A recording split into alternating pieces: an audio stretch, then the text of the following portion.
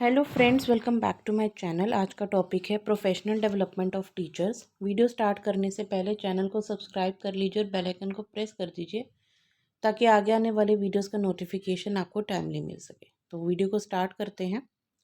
Professional development of teachers. Teacher development is a comprehensive process involving many dimensions like personality, curricular strategies, and management skills. Teachers need to update themselves, especially in the present scenario where obsolescence of knowledge is so fast.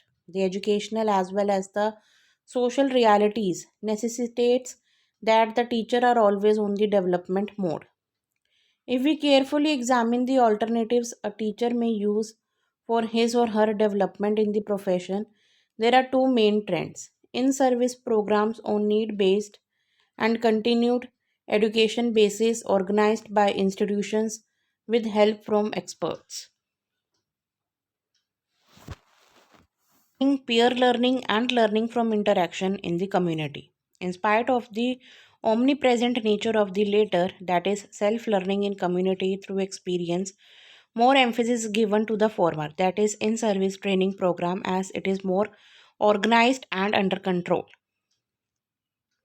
Models of in service training: face to face institutional model, where training is offered mostly in training institution using direct classroom teaching of teachers. The transactional strategies adopted are lecture, demonstration, discussion, project work, etc. The limitation is that it cannot address large trainings in short time. Cascade model, wherein training is provided in three or two tiers system. At first level, key resource persons are trained. They train resource persons and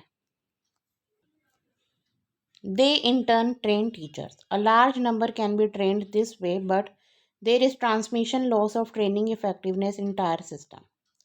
Distance education model, wherein teachers are trained using multiple media like printed material, audio, images, and video materials.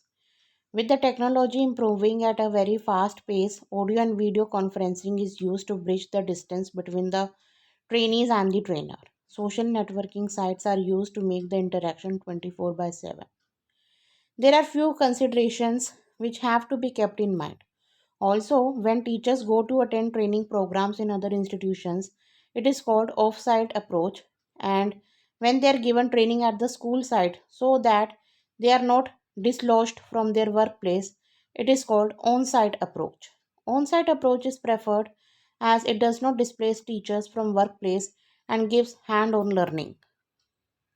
At national level, many committees had emphasized the importance of professional development of teachers, and it was again reiterated by the National Policy on Education 1986 and POA 1992 to organize the professional training of teachers on a continuous basis. DPEP, SSA, and RTE have empathetically stressed on this area. In 1986, NCRT launched a training program named Program of Mass Orientation of School Teachers, with main objective of orienting teachers about the new thrust areas of NP 1986. The enormity of numbers necessitated for following cascade model for all teachers. In the year 1993 to 94, NCRT again launched a program SOPT, Special Orientation Program for Primary Teachers, to orient teachers on competencies as per minimum levels of learning and use of Operation Blackboard material, thus activity based and child centered approach to learning. Both face to face and self instructional material was used to achieve its objective. District Institutes of Education and Training at district level under DPEP program, block resource centers and cluster resource centers were set up across the country with the explicit mandate to provide in service training to primary school teachers in learner centered pedagogic methods and school based support to teachers. SSA had also emphasized on continuous in service teacher education, requiring each teacher to receive 20 training of 20 days of training in a year. Earlier provisions made were integrated with renewed vigor to make efforts for training of teachers. Constructivist ways of learning, social inclusions are some of the recent themes to be addressed. Enormity of numbers of untrained teachers, distance education was agreed upon as viable option to cater to the professional development and needs of the primary teachers. Distance education has unique potential to intervene without taking the teachers away from their work, making it better suited to transfer of knowledge, understanding and skills in their day-to-day practices. The training is provided through self-instructional materials with supplements from ever-advancing technology in bridging the gap. Peer-to-peer and student and teacher interaction is being accomplished through technological interventions. Distance education program Sarva Siksha Abhiyan has been entrusted the responsibility of using distance mode of professional development of teachers under SSA. The enormity of numbers and the problems of displacement of teachers were addressed by DEPSSA. DEPSSA is looking after the in service teachers training using distance education strategies for reaching the large number of teachers.